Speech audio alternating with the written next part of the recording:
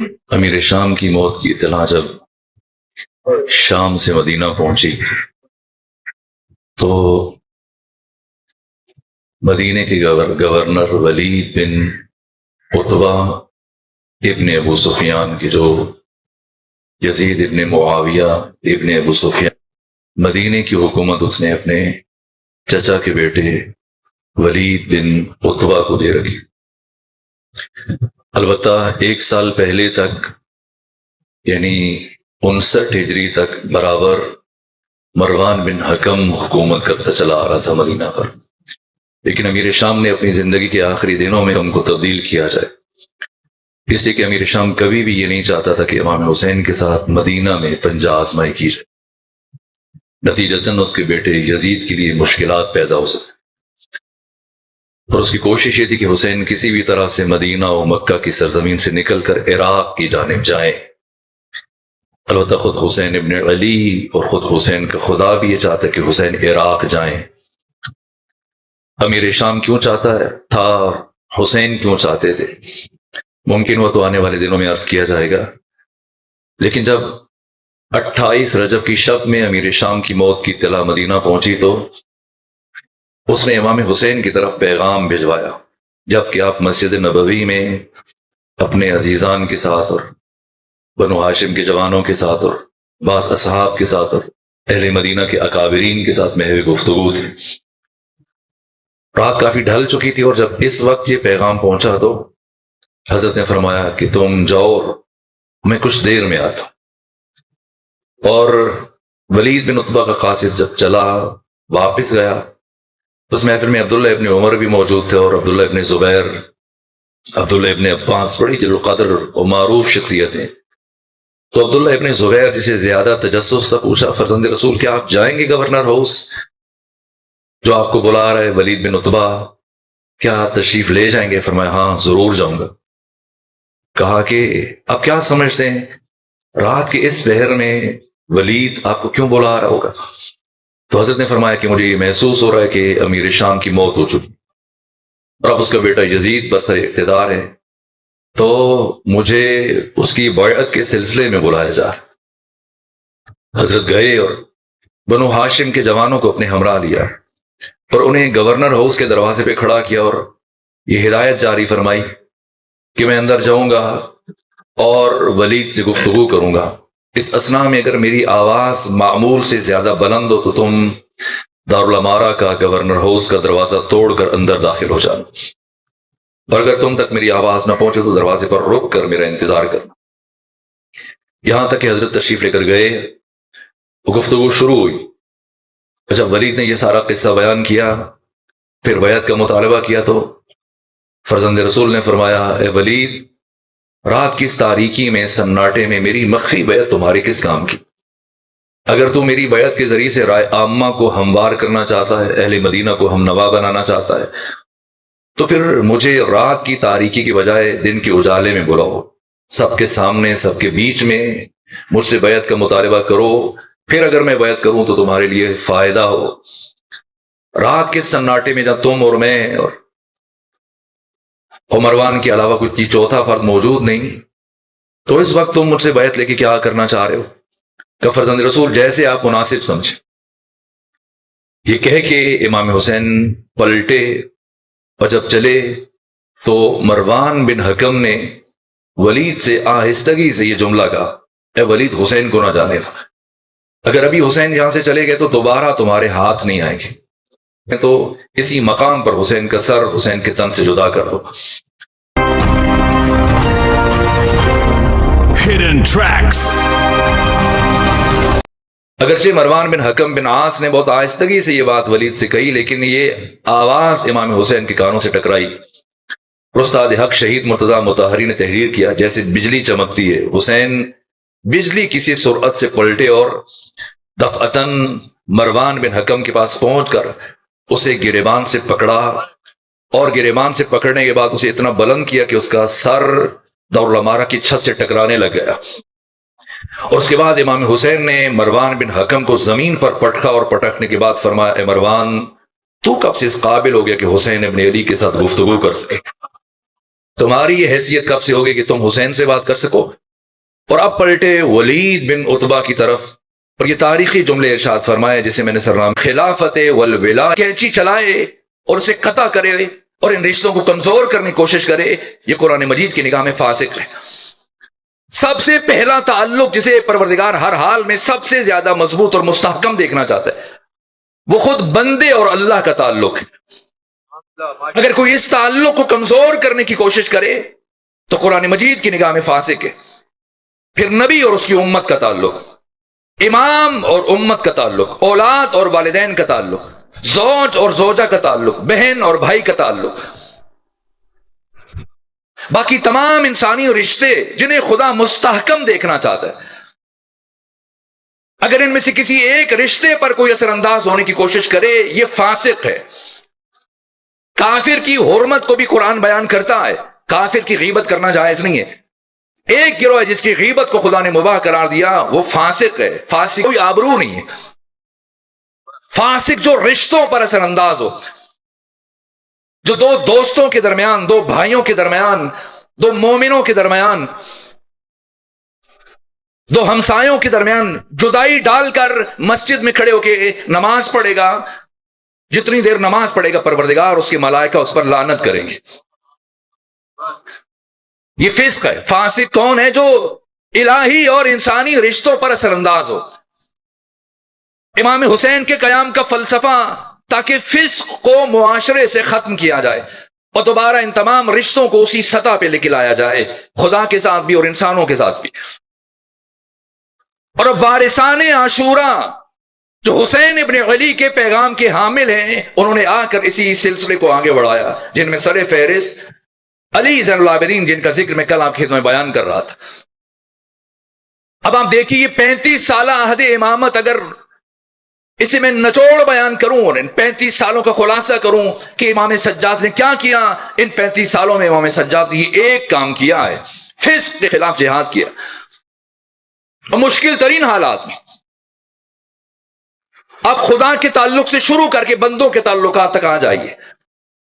خانہ کعبہ ہے، اللہ کا گھر ہے، اور امام علی زین العابدین طواف کر رہے ہیں۔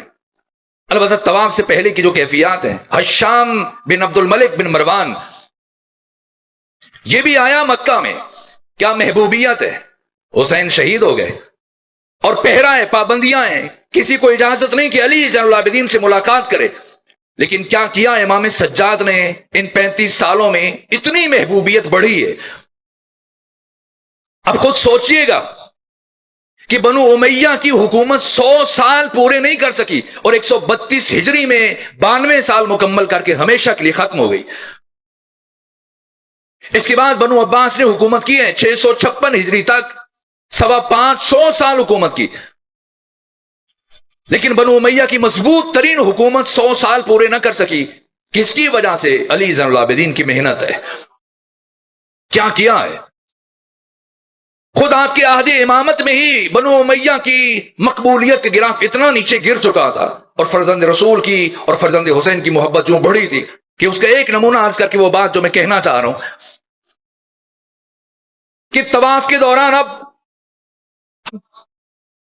کہ والی ہے اور حاکم وقت ہے اور چاہتا ہے کہ آگے بڑھ کر حجر اسود کا بوسہ لے، لیکن کوشش کے باوجود اتنا ازدحام ہے، ہجوم ہے، اتنا رش ہے مسجد الحرام میں، تل دھرنے کی جگہ نہیں، در حالی کہ اس کے ساتھ 1000 سپاہی موجود ہیں، راستہ بنانے کی کوشش کر رہے ہیں، اس کے باوجود یہ آگے نہیں بڑھ پا رہا۔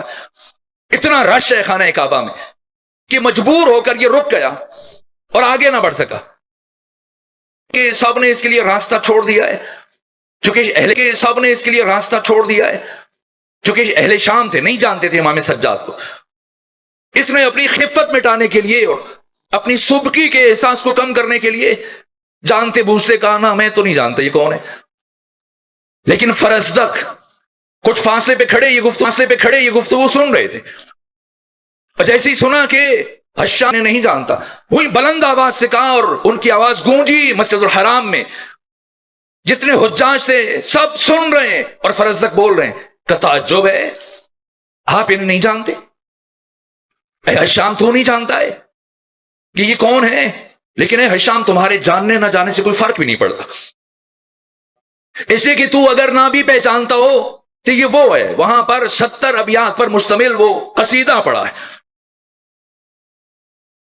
کہ ھذا الذی تعرف البطحا بطحا وطاعتو، یہ وہ ہے، تو نہیں جانتا تو کوئی بات نہیں ہے، یہ وہ ہستی ہے کہ خود سرزمین بطحا اور سرزمین مکہ اور خود خانہ کعبہ جس کے وجود کی معرفت رکھتا ہے، والبیت یعرفہ والحل والحرم، خود خانہ کعبہ، خود اللہ کا گھر اس کو جانتا ہے۔ اور اے ہشام ابھی تو لوگوں نے راستہ چھوڑ دیا ہے اور اس ہستی نے جا کے ہجر، اگر بالفرض سے لوگ راستہ نہ چھوڑتے تو اس ہستی کی عزت اور شان یہ ہے کہ ہجر اسود خود بڑھ کر اس کے ہاتھ کا بوسہ لیتا۔ اور اس کے بعد جو اشعار میں سے ایک شعر کا کہا کہ یہ وہ ہستی ہے، یہ وہ کریم ہے کائنات کا، ما قال لا قط الا فی تشہدہ، یہ وہ ہے کہ جس نے ساری زندگی میں کبھی اپنی زبان سے لا نہیں کہا، کسی سائل اور مانگنے والے کے سامنے اپنی زبان سے لا نہیں کہا، اور جب بھی لا کہا صرف ایک مقام پر، ما قال لا الا فی تشہدہ، اس نے کبھی تشہد کے علاوہ لا نہیں کہا، اور چونکہ وہاں لا کہنا پڑتا ہے، وحدہ لا شریک لہ، تو ما قال لا الا فی تشہدہ لولا التشہد لکان لاؤہ نعم، اگر تشہد نہ ہوتا تو پھر اس ہستی کا لا یہاں پر بھی نعم ہوتا۔ یہ علی زین العابدین، یہ جذابیت ہے، یہ شخصیت ہے، یہ مقام ہے کہ دوران طواف صوفیاء کا جو ہماری ذمہ داری ہے، وارثان عاشورہ، یہ تسلسل جو ائمہ دین سے ہم تک پہنچا ہے، اور میں نے کل عرض کیا کہ تشیع فرقہ نہیں ہے، تشیع اسلام کی نوعیت کا نام ہے، تشیع اسلام کا محافظ ادارہ ہے، آپ نے خود مسلمانوں کی جہتوں کا تعین کرنا ہے، آپ کا عمل صرف آپ کا عمل نہیں ہے، یہ پوری امت مسلمہ کے لیے نمونہ ہے، ہمارا خود ہر حسینی کا ہر عصر میں فسق کے خلاف جہاد ہے، جو بھی ان تعلقات کو کمزور کرنے کی کوشش کر رہا ہے، حسینیوں کی ذمہ داری کیا ہے اور کس کس انداز سے؟ آپ دیکھیے کہ حسن بصری صوفیاء کے امام ہیں اور دوران طواف اپنی زبان سے ایک جملہ ادا کر رہے ہیں، العجب ثم العجب من نجا کیف نجا، تعجب ہے اور انتہائی تعجب ہے کہ قیامت میں اتنا سخت حساب و کتاب ہوگا، پتہ نہیں کوئی نجات پائے گا، اگر نجات پائے گا تو کیسے نجات پائے گا۔ دیکھیے خوبصورت جملہ ہے، لیکن یہ جملہ اللہ اور بندے کے تعلق پر اثر انداز ہو رہا ہے، اور جب وارث حسین علی زین العابدین نے چند مرتبہ یہ جملہ سنا اور دیکھا کہ یہ شخص اللہ کے گھر میں لوگوں کو اللہ کی رحمت سے مایوس کر رہا ہے، تو وہی دوران طواف جو ذکر کر رہے تھے اسے چھوڑا۔ نذیر کا معنی بھی بہت خوبصورت ہے، امام راغب اصفہانی نے علم امید کی شمع کو روشن کرنے والا جس پر الزام تھا اور یہ تفتیش کر رہے تھے، تو اب صدمے سے محمد ابن مسلم نے عہدہ چھوڑا ہے اور گھر چھوڑ کر شہر چھوڑ کر جنگلوں میں چلے گئے، اور نہ کھاتے ہیں نہ پیتے ہیں، وہی جنگلوں میں بسیرا ہے، وہی شب و روز زندگی گزار رہے ہیں۔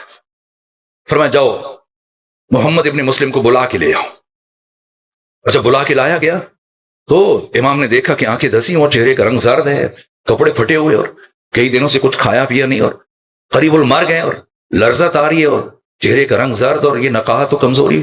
کہا مسلم یہ کیا حال بنایا ہے؟ بنو امیہ کا چیف جسٹس ہے محمد ابن مسلم، قاضی القضات ہے، لیکن علی زین العابدین کیسے پیغام پہنچایا جاتا ہے؟ یہ اقبال نے کہا کہ قوم کیا ہے اور قوموں کی امامت کیا ہے، اس کو کیا سمجھے گا بھلا 2 رکعت کا امام؟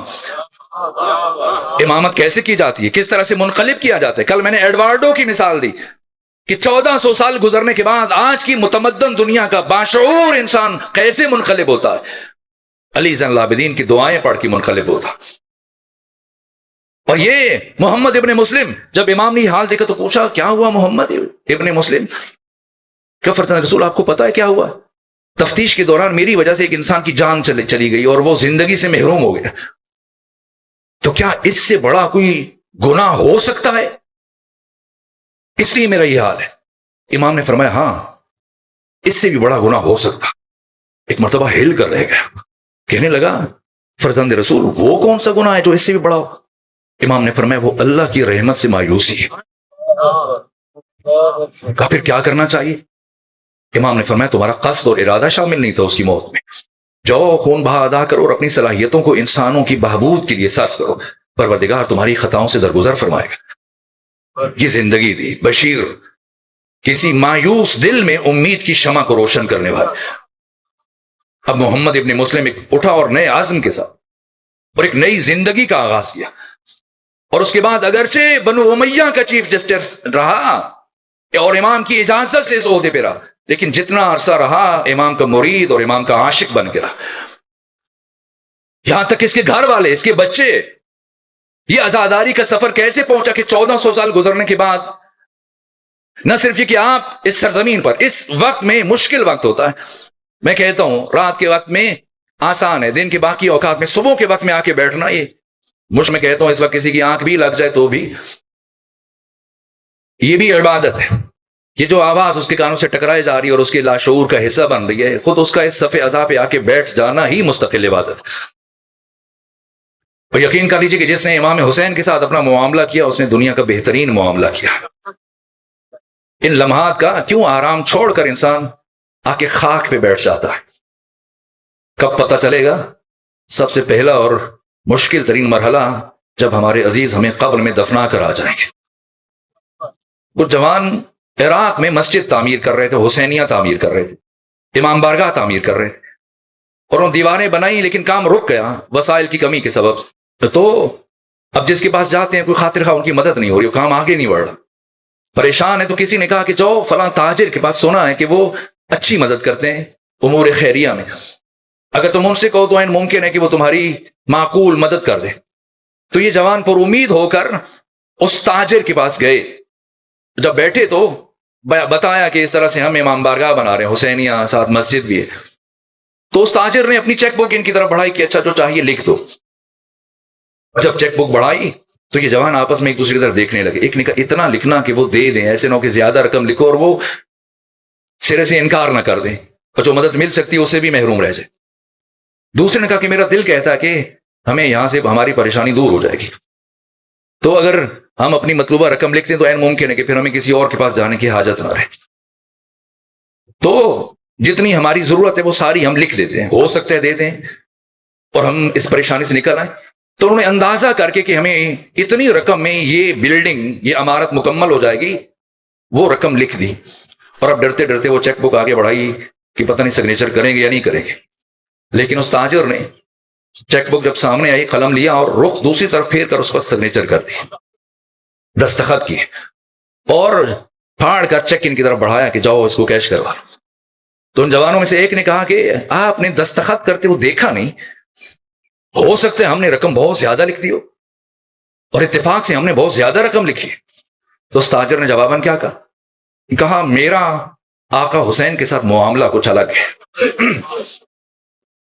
اور پھر کچھ عرصے بعد چند سالوں میں ان کا انتقال ہوا، وفات ہوئی، اور جب وفات ہوئی، جس دن وفات ہوئی اسی شب ایک فقیہ نے، ایک عالم نے خواب میں دیکھا کہ جب منکر و نکیر قبر میں حساب کے لیے آئے تو وہ خواب میں دیکھتے ہیں کہ جیسے ہی نامہ اعمال لیا اور حساب شروع کرنے لگے تو اعلان ہوا، آواز بلند ہوئی کہ حسین ابن علی اس مومن کی قبر میں تشریف لا رہے۔ اور جب آقا آئے آپ کے لیے مسند بچھا دی گئی، اور حضرت نے فرمایا ان فرشتوں سے، منکر و نکیر سے، کہ اس کا نام عمل، دفتر عمل مجھے دکھا دو، میری طرف بڑھاؤ۔ اور جب اس مومن کا دفتر عمل بڑھایا گیا اس تاجر کا، تو حضرت نے قلم ہاتھ میں لیا اور دوسری طرف روک کر کے اس پر دستخط کر دیے۔ فرمایا اب تم اس سے کوئی سروکار نہ رکھنا، میں اس کی شفاعت کرتا ہوں۔ تو ان دو فرشتوں نے استفسار کیا، فرزند رسول دستخط کرنے سے پہلے ایک نظر دیکھ لیتے، ہو سکتا اتنا گنہگار ہو کہ قابل شفاعت نہ ہو۔ تو حضرت نے ایک جملہ ارشاد فرمایا کہ ہمارا معاملہ اس مومن کے ساتھ الگ ہے۔ اس لیے میں عرض کرتا ہوں کہ اپنا آرام چھوڑ کر، اپنی مصروفیات چھوڑ کر اگر کوئی یوں صبح صف عزا پہ آ کے بیٹھ جاتا ہے تو ان لمحات کا اجر اور صلہ اور پاداش ہمیں قبر میں اور آخرت کے مراحل میں پتہ چلے۔ یہ علی زین العابدین، یہ کوئی آزاداری رسم نہیں ہے، یہ وہ نہضت ہے جس کا آغاز امام علی زین العابدین سید سجاد نے کیا۔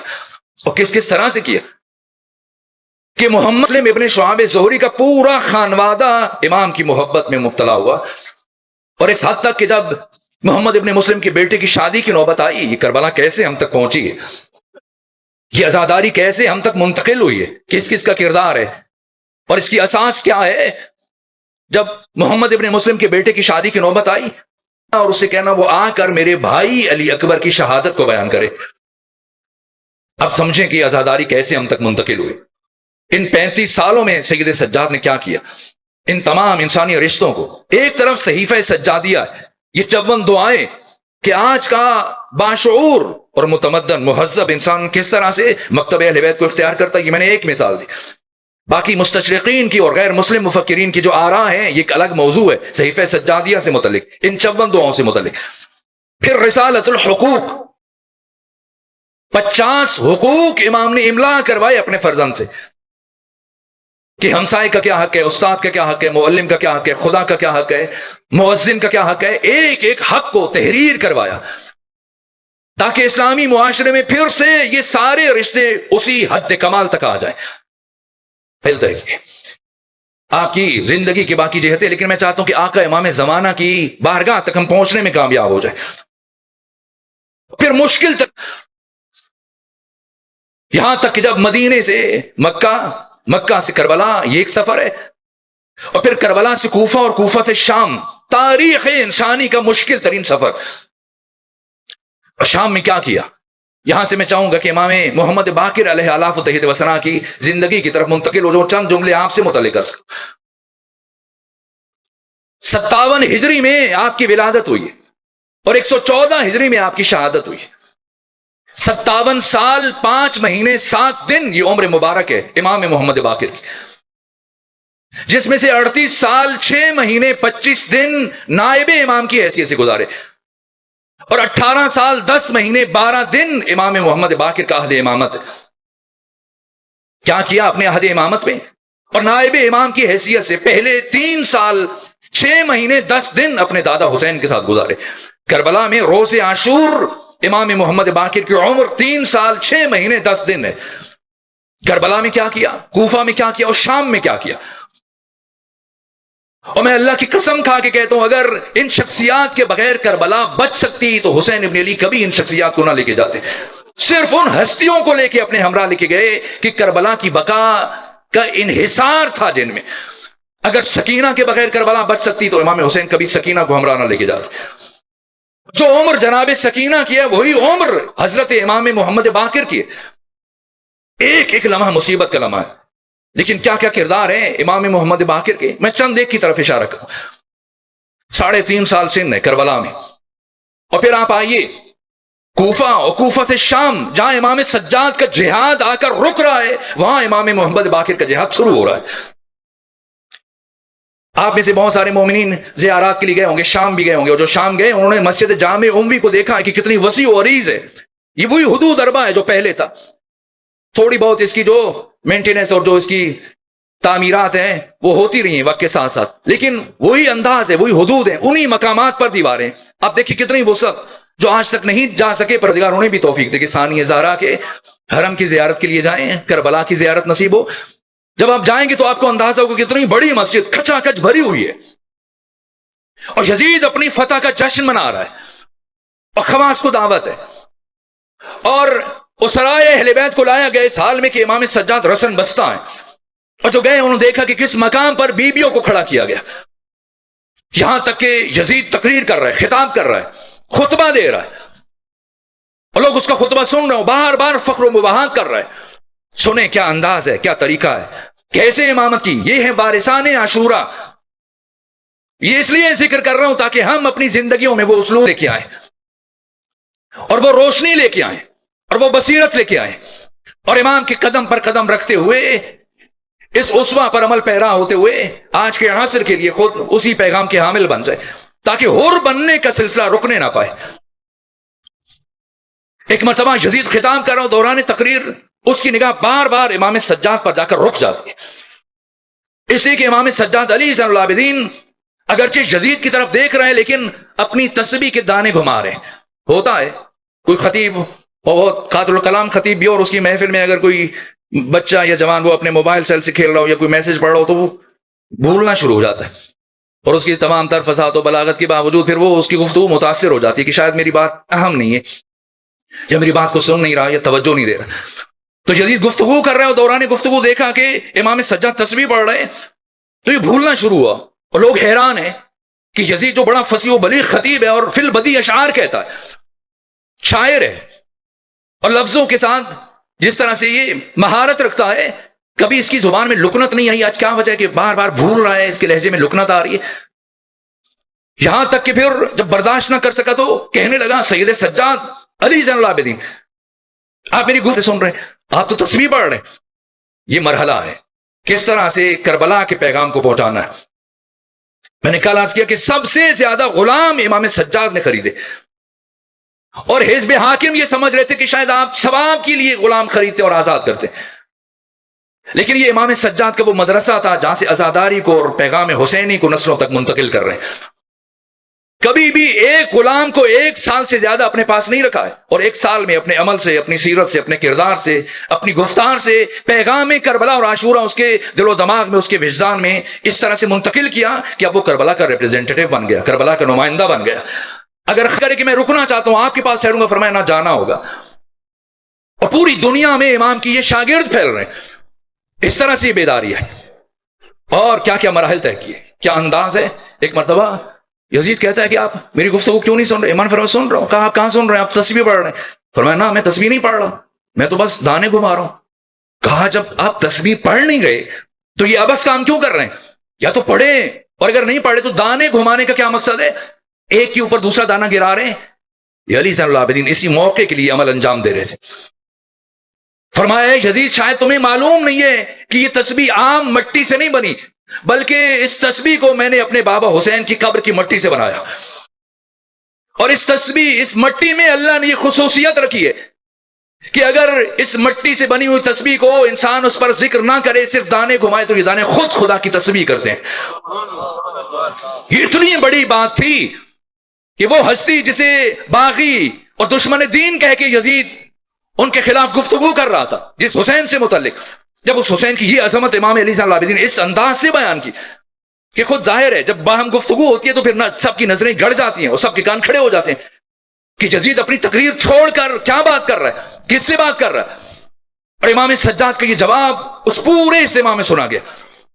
یہ اتنی وزنی بات تھی جس کے بعد یزید اپنی تقریر کو آگے نہ بڑھا سکا، گھبرا گیا. یہاں تک کہ چند باتیں کہنے کے بعد اتر آیا، نیچے آیا. جب نیچے آیا تو اس نے اپنے خطیب سے کہا، اس سرکاری خطیب سے، کہ جاؤ اب تم تقریر کرو اور ایسی تقریر کرو کہ میرے آباء و اجداد کی توصیف اور تعریف بیان کرو، اور علی زین العابدین کے آباء و اجداد کی توہین کرو. علی سے متعلق، حسن سے متعلق، حسین سے متعلق نامناسب ناسزا باتیں کرو اور ان پر لعن طعن کرو. یہ سرکاری خطیب گیا اور اس نے گفتگو شروع کی. جب گفتگو شروع کی، امام سجاد کمال تحمل سے سنتے رہے، یہاں تک کہ جس مرحلے میں یہ رکا، حضرت کھڑے ہوئے اور فرمایا ایھا الخاطب قد اشتریت مرضات المخلوق بسخط الخالق. اے خطیب، تو نے مخلوق کی مرضی حاصل کرنے کے لیے خدا کی ناراضگی کو خریدا، اور کتنا گھاٹے کا سودا کیا. فقط تبوا مقعدک فی النار، تو نے اپنا ٹھکانہ ہمیشہ کے لیے جہنم کو قرار دے دیا. اور اس کے بعد کہا یا یزید اذن لی حتی ان اسعد علی ہذہ الاعواد، اے یزید مجھے اجازت دو کہ میں لکڑیوں کے اس ڈھانچے پر جا کر کچھ ذکر کروں، اتکلم بکلمات اللہ، کچھ خدا کی باتیں کروں، فیہ رضن، جن میں خدا کی رضا ہے، واجرا للحضار، اور حاضرین کے لیے اجر و ثواب ہے. یزید کہنے لگا وقت نہیں، اب تو بہت وقت گزر گیا، اب گنجائش نہیں ہے. لیکن حاضرین جو پچھلے واقعات کی وجہ سے ان کی تجسس اور حصے کو جھکاوی پورے عروج پر ہے. ایک مرتبہ گوشہ و کنار سے آوازیں بلند ہوئی، یزید ہم سننا چاہتے ہیں، تم اس قیدی کو اجازت دو، یہ کیا بات کہنا چاہتا ہے. اتنے بڑے اجتماع کے اصرار پر یزید بالآخر مجبور ہوا اور کہا اچھا آپ کچھ بات کر لیجئے. اب امام سجاد آئے اور جو خطبہ دیا، وقت نہیں کہ میں اس کی طرف اشارہ کروں، انا ابن مکہ و منا، انا ابن زمزم و صفا، انا ابن سدرۃ المنتہا، اور بیان کرتے کرتے پھر وہ مراحل بیان کی اپنے اوصاف. اوتینا بست و فضلنا بسبع، اللہ نے ہمیں 6 چیزیں عطا کی، العلم والحلم والسماحہ والشجاعہ والمحبت فی قلوب المومنین. یہ سارے فضائل بیان کرتے کرتے، یہ سارے مراحل بیان کرتے ہوئے ایک مرحلے پہ پہنچے اور اب یزید کی کیفیت بدل رہی ہے. دیکھا کہ جب لوگ منقلب ہو رہے ہیں تو اس نے جلدی سے کہا کہ مؤذن اٹھو اور آزان دو. میں امام باقر کے کردار کو بیان کرنے کے لیے سب تمہیدی مرحلہ تھا کہ کیا کیا امام محمد باقر نے, کیوں حسین ابن علی اپنے 3.5 برس کے پوتے کو اپنے ہمراہ کربلا لے کر گئے, کس کس مقام پہ امام محمد باقر نے کیا کیا کیا. بس ایک کی طرف اشارہ کر رہا ہوں. یہاں تک کہ جب اس کے خطیب نے گفتگو کر لی, اس کے بعد امام سجاد گفتگو کر رہے ہیں, وقت ختم ہوا تو میں اب رک رہا ہوں. اس مرحلے میں ایک مرتبہ جب امام سجاد ایک خاص مرحلے پہ پہنچے تو یزید نے دیکھا کہ اب کس طرح سے حضرت کے کلام کو قطع کیا جائے. کہا مؤذن اٹھو اور آزان دو. مؤذن اٹھا اور اس نے آزان کہی. جب آزان کہی تو اللہ اکبر, امام نے اللہ اکبر دہرایا. اس نے پھر اللہ اکبر کہا, امام نے دوبارہ لفظ اللہ اکبر بلند آواز سے دہرایا.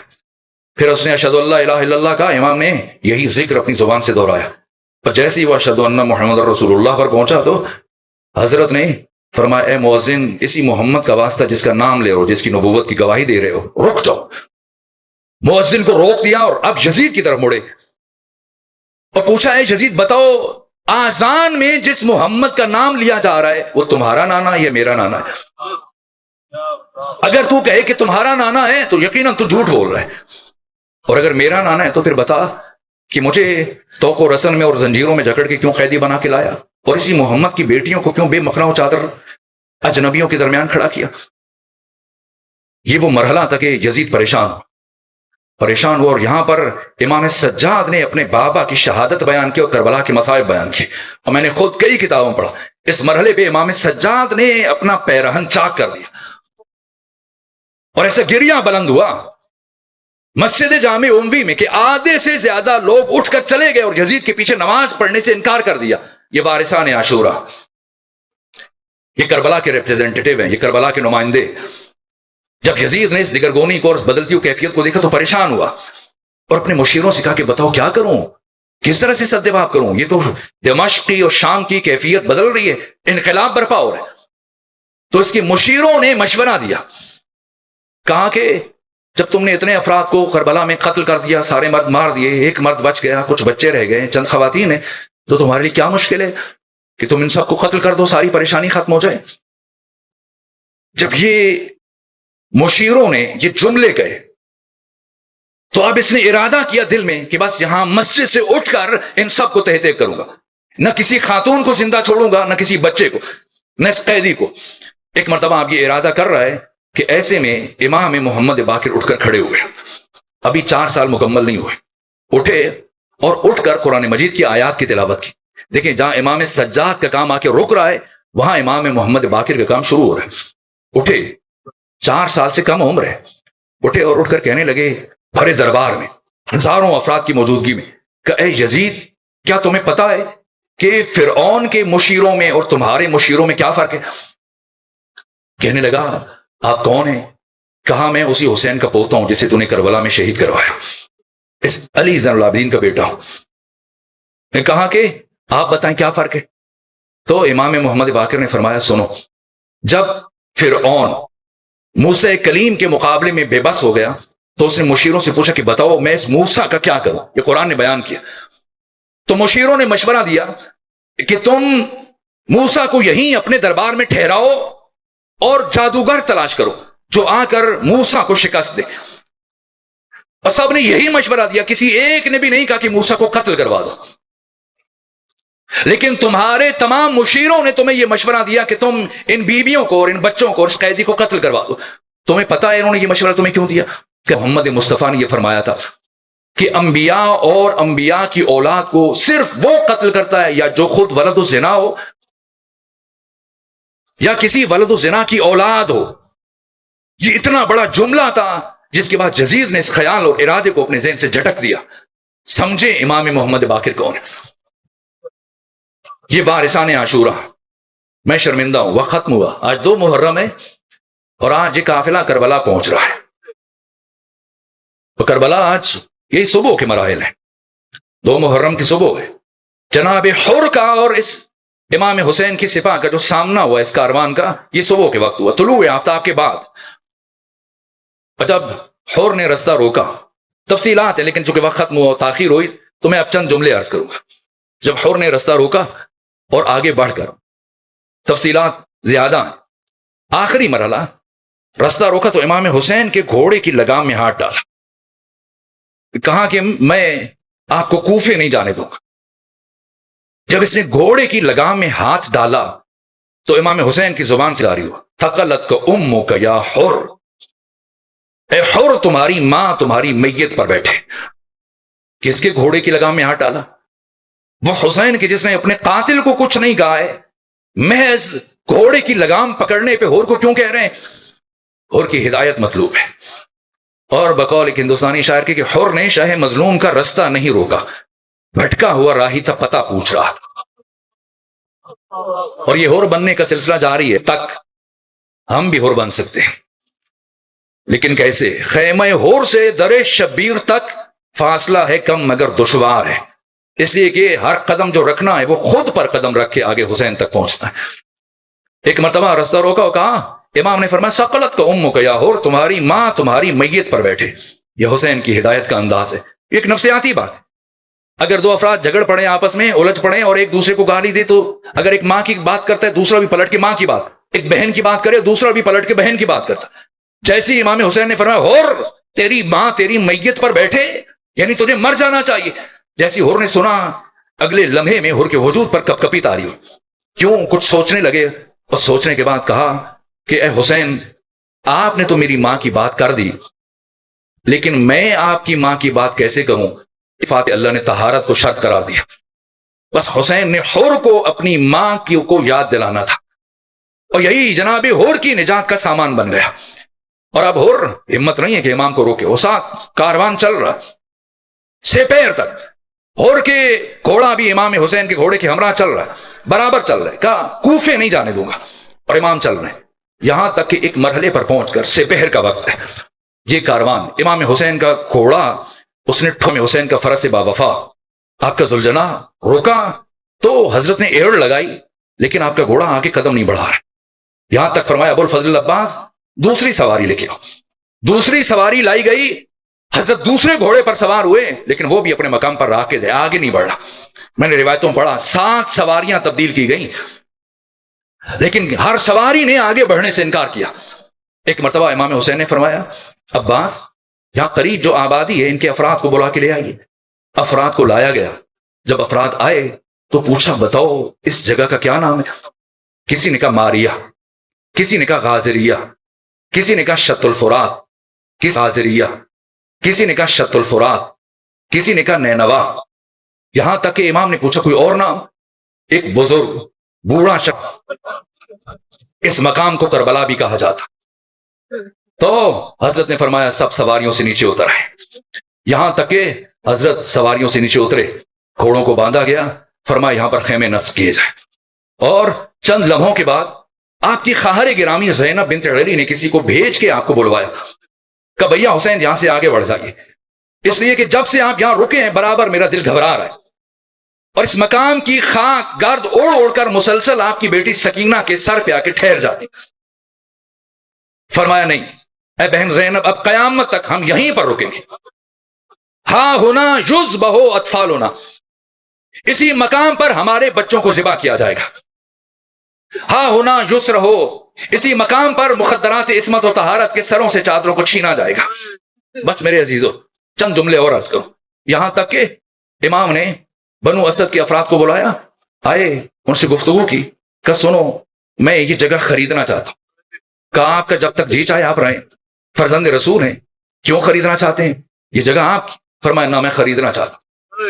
60,000 درہم دے کر امام حسین یہ جگہ خریدی. کیوں خریدی؟ تفصیلات. ایک وجہ یہ بھی کہ کہیں مورخ یہ نہ لکھے کہ خود حسین ابن علی نے حملہ کیا اور حسین ابن علی نے تہاجم کیا. نہ، کربلا سے نکلتے ہوئے فرمایا تھا انی لم اخرج اشرا ولا بطرا ولا مفسدا ولا ظالما. میرا قیام ملکگیری کے لیے نہیں، میرا قیام توقیر پسندی کے لیے نہیں، میں مملکت کے لیے حصول کے لیے نہیں قیام فرما رہا، میں فساد نہیں برپا کرنا چاہتا. تو مورخ لکھ سکتا تھا کہ حسین شاید خود سے حملہ آور، اس لیے امام حسین نے جگہ خریدی کہ اب جو حملہ آور ہوگا وہ حسین کے حریم میں حملہ آور ہوگا، جگہ خریدی، اور اس کے بعد بنی اسد سے کہا کہ میں یہ جگہ، یہ مقام تمہیں ہبہ کرتا ہوں، بس میری 3 سے 4 شرائط ہیں، اور میری پہلی شرط یہ ہے کہ کچھ دن گزرنے کے بعد اسی مقام پر ہم سب کو قتل کر دیا جائے گا، تو جب ہمیں قتل کیا جائے تو ہماری لاشوں کو دفنا دینا اور ہماری قبروں پر نشان بنا دینا، اور اگر کچھ وقت گزرنے کے بعد ہمارا کوئی ظاہر آئے تو اس کی رہنمائی کرنا، اور اسے برابر 3 دن تک اپنا مہمان بنانا، اور اسے کہنا کہ حسین نے سرزمین پر آ کر سب سے پہلے تمہیں یاد کیا تھا۔ اور اس کے بعد دوسری شرط بیان فرمائی، کہا کہ اس سرزمین پر زراعت نہ کرنا۔ کیوں یہ فرمایا؟ اس لیے کہ حسین جانتے تھے کہ اس مقام پر میرے زائر آیا کریں گے، اور اگر یہاں زراعت کی گئی، کھیتی باڑی کی گئی، ظاہر ہے کہ میرا چہل و معشور مختلف زمانوں میں ہوگا، مختلف موسموں میں آئے گا، مبادا اگر فصلیں ہوئیں تو یہ نہ کہا جائے کہ حسین کے زائرین نے آ کر فصلوں کو رون ڈالا۔ اس لیے فرمایا میری دوسری شرط ہے کہ یہاں پر زراعت نہ کی جائے۔ اور بس میرے عزیزوں، باقی شرائط اب بیان کرنے کا وقت نہیں، یہاں تک کہ مردوں سے فرمایا کہ تم چلے جاؤ اور اب اپنی خواتین کو بھیج دو۔ خواتین آئیں، اور جب خواتین آئیں تو امام نے فرمایا شاید مرد ہمارا انجام دیکھ کر یزید کے لشکر سے خوفزدہ ہو جائے اور ہمیں دفنانے سے انکار کر دیں، تو تم آ کر ہمارے لاشوں کو دفنا دینا۔ اور پھر جب خواتین سے یہ گفتگو کر چکے تو اب فرمایا کہ تم جاؤ اور اپنے بچوں کو بھیج دو۔ اب بنو اسد کے بچے آئے اور کہا اے بچوں، تمہیں پتا ہے میں کون ہوں؟ میں محمد مصطفیٰ کا نواسا ہوں، میں فاطمہ زہرا کا فرزند ہوں، میں سکینہ کا اور علی اصغر کا باپ ہوں۔ کچھ دن کے بعد ہمیں اسی مقام پر قتل کر دیا جائے گا، تو جب ہمیں قتل کر دیا جائے تو شاید تمہارے بڑے ہماری لاشوں کو نہ دفنائیں، تو تم کھیل کے ارادے سے آنا اور کھیل کی نیت سے مٹی اٹھا کر ہماری لاشوں پر پھینکتے رہنا، تمہارا کھیل ہو جائے گا اور ہماری لاشیں دفن ہو جائیں گی۔ حسین ابن علی کی حسرت ہے کہ آپ کی اور آپ کے انصار کی لاشیں دفن ہو جائیں، لیکن کیا ہوا؟ لاشیں دفن نہیں ہوں۔ میں دست ادب جوڑ کے عرض کروں، اور کسی نے کہا آقا آپ کیوں سب سے خواہش کر رہے ہیں، بچوں سے، خواتین سے، مردوں سے؟ خود یہ افراد آپ کے بچے، وہ بھی تو آپ کی لاشوں کو دفن کر سکتے ہیں۔ تو حضرت نے فرمایا کہ ان کے ہاتھوں کو پس گردن باندھ دیا جائے گا۔ بس میرے عزیزوں، آخری جملہ عرض کروں، میں نے تفصیلی مسائل چھوڑ دیے چونکہ وقت ختم ہوا۔ یہاں تک کہ 11 محرم کو یہ مشکل ترین مرحلہ تھا، بے گور و کفن اہل بیت کی لاشوں کو چھوڑ کے آگے بڑھنا اتنا مشکل مرحلہ تھا کہ ایک مرتبہ جیسے ہی حسین ابن علی کی لاش سے قریب بیویوں کا گزر ہوا تو خود کو اونٹ کی بلندی سے زمین پر گرایا۔ اللہ کی قسم، کربلا کے شہیدوں کا روز عاشور زمین پر گرنا آسان تھا، زینب بنت علی اور مخدرات عصمت و طہارت کا گرنا بڑا مشکل تھا، اس لیے کہ وہ سب کے سب گھوڑوں کے اوپر سے گرے تھے، یہ بیبیاں اونٹ کی بلندی سے زمین پر گری۔ اور گر کر ثانیہ زہرا نے کیا کام کیا؟ دیکھا پتھروں کا ڈھیر ہے، اپنی کوہنیوں سے پتھروں کو ہٹانا شروع کیا، اور اس کے بعد دیکھا جب ٹوٹے ہوئے تیر آپ کی لاش مقدس میں ہیں تو کہنے لگی ہیں کاش میرے بازو آزاد ہوتے۔ تو جس طرح سے حسن مجتبیٰ کے لاشے سے میں نے تیروں کو کھینچا تھا، آج آپ کے لاشے سے بھی میں ان تیروں کو نکالتی۔ سب دیکھ رہے ہیں، ایسے میں ثانیہ زہرا کی نگاہ پڑی سید سجاد پر، کیا کیفیت ہے، دیکھا چہرے کا رنگ زرد ہے، اور ثانیہ زہرا نے دیکھا گویا ابھی سید سجاد کی روح قفس انصری سے پرواز کر جائے گی۔